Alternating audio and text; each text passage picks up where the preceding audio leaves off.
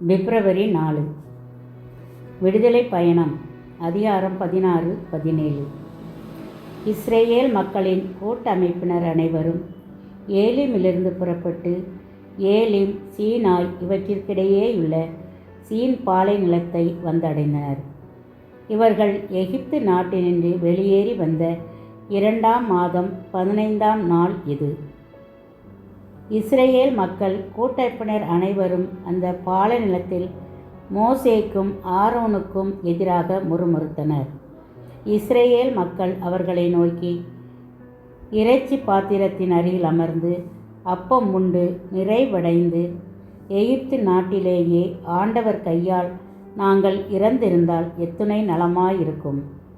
ஆனால் இந்த சபையினர் அனைவரும் பசியால் மாண்டு போகவோ பாலை நிலத்திற்குள் நீங்கள் எங்களை கூட்டிக் கொண்டு வந்திருக்கிறீர்கள் என்றனர். அப்போது ஆண்டவர் மோசேயை நோக்கி, இதோ பார், நான் உங்களுக்காக வானத்திலிருந்து அப்பத்தை பொழியப் போகிறேன். மக்கள் வெளியே போய் தேவையானதை அன்றன்று சேகரித்து கொள்ள வேண்டும். என் கட்டளைப்படி நடப்பார்களா இல்லையா என்பதை நான் இவ்வாறு சோதித்தறியப் போகிறேன். ஆனால் 6ஆம் நாளில் நாள்தோறும் அவர்கள் சேகரித்து வந்ததை விட 2 மடங்கு சேகரித்து தயாரித்து வைத்து கொள்ள வேண்டும் என்றார். மோசேயும் ஆரோனும் இஸ்ரேல் மக்கள் அனைவரையும் நோக்கி, நீங்கள் எகிப்து நாட்டினின்று உங்களை வெளியேறச் செய்தவர் ஆண்டவர் தாமே என்பதை இன்று மாலையில் உணர்ந்து கொள்ளப் போகிறீர்கள். காலையில் நீங்கள் ஆண்டவரின் மாட்சியை காண்பீர்கள். ஏனெனில் ஆண்டவருக்கு எதிரான உங்கள் முறையீடுகளை அவர் கேட்டுள்ளார். இவ்வாறிருக்க எங்களை எதிர்த்து நீங்கள் முறுமுறுக்க நாங்கள் யார் என்றனர். பின் மோசே ஆண்டவருக்கு எதிராக, நீங்கள் முறுமுறுக்கும் முறையீடுகளை அவர் கேட்டதால்தான் உண்பதற்கு மாலையில் இறைச்சியையும் நிறைவடைவதற்கு காலையில் அப்பத்தையும் ஆண்டவர் உங்களுக்கு தருகிறார். அப்படி இருக்க நாங்கள் யார்? உங்கள் முறுமுறுப்புக்கள் எங்களுக்கு எதிரானவை அல்ல, ஆண்டவருக்கே எதிரானவை என்றனர். மோசே ஆரோனிடம், நீர் இஸ்ரேல் மக்கள் கூட்டமைப்பு முழுவதையும் நோக்கி ஆண்டவர் திருமுன் அணுகி செல்லுங்கள், ஏனெனில் அவர் உங்கள் முறுமுறுப்புக்களை கேட்டுள்ளார் என்று சொல்லும் என்றார். அவ்வாறே ஆரோனும் இஸ்ரேல் மக்கள் கூட்டமைப்பு முழுவதையும் நோக்கி பேசிக்கொண்டிருக்கையில் அவர்கள் பாலை நில பக்கமாய் திரும்பினார்கள். அப்போது ஆண்டவரின் மாட்சி மேகத்தில் தோன்றியது. ஆண்டவர் மோசேயை நோக்கி, இஸ்ரேல் மக்களின் முறையீடுகளை நான் கேட்டுள்ளேன். நீ அவர்களிடம், மாலையில் நீங்கள் இறைச்சி உண்ணலாம், மாலையில் அப்பம் உண்டு நிறைவடையலாம், நானே உங்கள் கடவுளாகிய ஆண்டவர் என்பதை இதனால் நீங்கள் உணர்ந்து கொள்வீர்கள் என்று சொல் என்றார். மாலையில் காடைகள் பறந்து வந்து கூடாரங்களை மூடிக்கொண்டன. காலையில் பனிப்படலம் கூடாரத்தை சுற்றி படர்ந்திருந்தது.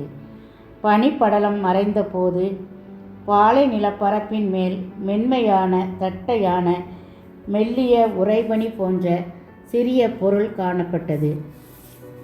இஸ்ரேல் மக்கள் அதை பார்த்துவிட்டு ஒருவரை ஒருவர் நோக்கி மன்னா என்றனர். ஏனெனில் அது என்ன என்று அவர்களுக்கு தெரியவில்லை. அப்போது மோசே அவர்களை நோக்கி, ஆண்டவர் உங்களுக்கு உணவாக தந்த அப்பம் இதுவே. மேலும் ஆண்டவர் இட்ட கட்டளையாவது, உங்களில் ஒவ்வொருவனும் தான் உண்ணும் அளவுக்கு இதினின்று சேகரித்து கொள்வானாக. அதாவது தலைக்கு 2 படி வீதம் அவரவர் கூடாரத்தில் உள்ள ஆட்களின் எண்ணிக்கைக்கு ஏற்ப நீங்கள் எடுத்துக்கொள்ளுங்கள் என்றார். இஸ்ரேல் மக்களும் அவ்வாறே சேகரிக்கையில் மிகுதியாக சேகரித்தவரும் உண்டு, குறைவாக சேகரித்தவரும் உண்டு. ஆனால் 2 படி அளவீட்டில் அதனை அளந்து பார்த்தபோது மிகுதியாக சேகரித்தவருக்கு எதுவும் மிஞ்சவும் இல்லை, குறைவாக சேகரித்தவருக்கும் எதுவும் குறைவுபடவும் இல்லை. ஒவ்வொருவரும் தாம் உண்ணும் அளவுக்கே சேகரித்திருந்தனர். மோசே அவர்களை பார்த்து, இதில் யாருமே எதையும் காலை வரை மீதி வைக்க கூடாது என்றார். ஆயினும் மோசேக்கு கீழ்ப்படியாமல் ஒரு சிலர் காலை வரை அதில் மீதி வைத்தனர். அது புழு வைத்து நாற்றம் எடுத்தது. மோசே அவர்கள் மேல் சினம் கொண்டார். மக்கள் தாம் உண்ணும் அளவிற்கேற்ப காலைதோறும் அதனை சேகரித்தார்கள். ஏனெனில் வெயில் ஏற ஏற அது உருகிவிடும்.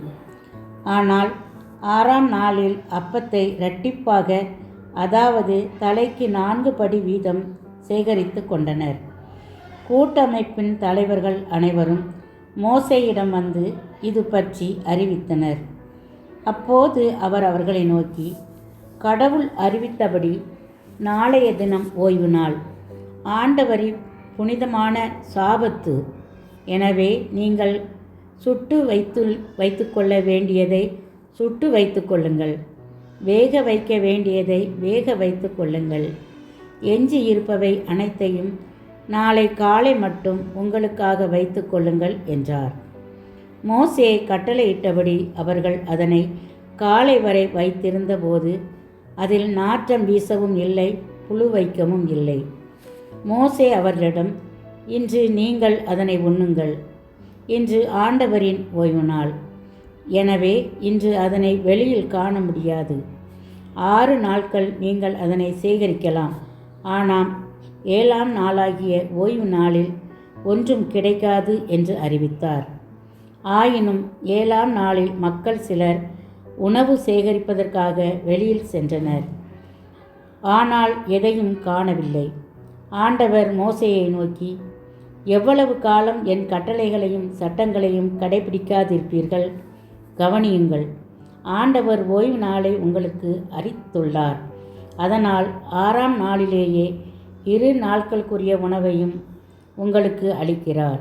எனவே ஒவ்வொருவரும் தம் தம் உறைவிடத்தில் தங்கிவிட வேண்டும். 7ஆம் நாளில் தம் தம் இடத்திலிருந்து எவரும் வெளியில் செல்லலாகாது என்றார். ஆகவே மக்கள் 7ஆம் நாளில் ஓய்ந்திருந்தனர். இஸ்ரேல் குடும்பத்தார் அதனை மன்னா என்று பெயரிட்டு அழைத்தனர். அது கொத்தமல்லி போன்று வெண்ணிறமாகவும் தேன் கலந்து ஆக்கிய பணியாரம் போன்றும் சுவையாகவும் இருந்தது. ஆண்டவர் இட்ட ஆணையை மோசே எடுத்துரைத்தார்.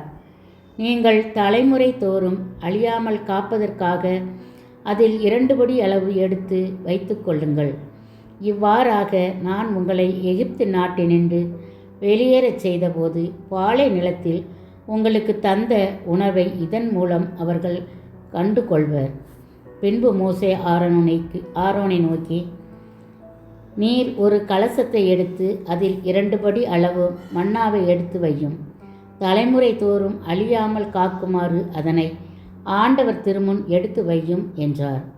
ஆண்டவர் மோசேக்கு கட்டளையிட்டபடி ஆரோன் அதனை உடன்படிக்கை பேழையில் பாதுகாப்பாக வைத்தார். இஸ்ரேல் மக்கள் 40 ஆண்டளவாக குடியேற வேண்டிய நாட்டினை சென்றடையும் வரை மன்னா உண்டனர். கானான் நாட்டு எல்லைக்குள் புகும் வரை அவர்கள் மன்னா உண்டு வந்தனர். 2 படி என்பது ஏப்பா என்பதில் 10இல் 1 பங்கு ஆகும்.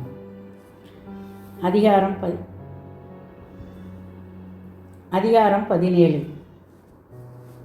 இஸ்ரேல் மக்கள் கூட்டமைப்பினர் அனைவரும் ஆண்டவர் குறித்த ஒழுங்கின்படி சீன் பாலை நிலத்திலிருந்து பயணத்தை தொடர்ந்தனர். அவர்கள் ரபிதீம் வந்தபோது அங்கு பாளையம் இறங்கினர். மக்கள் குடிக்க அங்கு தண்ணீர் இல்லை. இதனால் மக்கள் மோசேயிடம் வாதாடி, குடிக்க எங்களுக்கு தண்ணீர் கொடும் என்று கேட்டனர். மோசே அவர்களை நோக்கி, நீங்கள் என்னோடு வாதாடுவது ஏன்? ஆண்டவரை ஏன் சோதிக்கிறீர்கள் என்றார். அங்கு தண்ணீரின்றி தவித்ததால் மக்கள் மோசேயை எதிர்த்து முறுமுறுத்து, நீர் எகிப்திலிருந்து எங்களை வெளியேறச் செய்தது எங்களையும் எங்கள் பிள்ளைகளையும் கால்நடைகளையும் தாகத்தால் சாகடிக்கவா என்று கேட்டனர். மோசே ஆண்டவரிடம், இந்த மக்களோடு நான் என்ன செய்வேன்? இன்னும் கொஞ்சம் போனால் என் மேல் கல்லெறிவார்களே என்று கதறினார். ஆண்டவர் மோசேயிடம், இஸ்ரேல் தலைவர்கள் சிலரை உன்னோடு அழைத்து கொண்டு மக்கள் முன் செல். நைல் நதியை அடித்த உன் கோலையும் கையில் எடுத்துக்கொண்டு போ. இதோ நான் அங்கே ஓரேபில் உள்ள பாறையில் உனக்கு முன் நிற்பேன். நீ பாறையை அடி, மக்கள் குடிக்க அதிலிருந்து தண்ணீர் புறப்படும் என்றார். இஸ்ரேல் தலைவர்கள் காண மோசே அவ்வாறே செய்தார். இஸ்ரேல் மக்கள் அங்கு வாதாடியதாலும் ஆண்டவர் தம்மோடு இருக்கிறாரா இல்லையா என்று சோதித்ததாலும் அவ்விடம் மாசா என்றும் மெரிபா என்றும் பெயரளிக்கப்பட்டது. பின்னர் அமலேக்கியர் ரபிதிமில் இஸ்ரேலை எதிர்த்து போரிட்டு வந்தனர். மோசே யோசுவாவை நோக்கி, நம் சார்பில் தேவையான ஆட்களை தேர்ந்தெடு. நாளை நீ போய் அமலேக்கியரை எதிர்த்து போரிடு. நான் கடவுளின் கோலை கையில் பிடித்தவாறு குன்றின் உச்சியில் நின்று கொள்வேன் என்றார். அமலேக்கியரை எதிர்த்து போரிட மோசே கூறியவாறு யோசுவா செய்யவே மோசே, ஆரோன், கூர் என்பவர்கள் குன்றின் உச்சிக்கு ஏறிச் சென்றனர். மோசே தம் கையை உயர்த்தியிருக்கும் போதெல்லாம் இஸ்ரவேலர் வெற்றியடைந்தனர். அவர் தம் கையை தளர விட்ட போதெல்லாம் அமலேக்கியர் வெற்றியடைந்தனர். மோசேயின் கைகள் தளர்ந்து போயின. அப்போது அவர்கள் கல்லொன்றை அவருக்கு பின்புறமாக வைக்க அவர் அதன் மேல் அமர்ந்தார். அவர் கைகளை ஆரோன் ஒரு பக்கமும் கூர் மறுபக்கமுமாக தாங்கிக் கொண்டனர். இவ்வாறாக அவர் கைகள் கதிரவன் மறையும் வரை ஒரே நிலையில் இருந்தன. யோசுவா அமலேக்கையும் அவனுடைய மக்களையும் வாளுக்கிரையாக்கி முறியடித்தார். ஆண்டவர் மோசேயை நோக்கி, இதை நினைவு கூறும்படி ஒரு நூலில் எழுதிவை. நான் அமலேக்கியரின் நினைவை வானத்தின் கீழிருந்து ஒளித்திடுவேன் என்பதை யோசுவாவின் காதுகளிலும் போட்டுவை என்றார். மோசே பலிபீடம் ஒன்று கட்டி அதற்கு யாவே நிசி என்று பெயரிட்டழைத்தார். ஏனெனில் ஆண்டவரின் அரியணையை எதிர்த்து ஒரு கை ஓங்கியுள்ளது. இதனால் தலைமுறை தோறும் அமலேக்கியருடன் ஆண்டவர் போரிடுவார் என்றுரைத்தார் அவர்.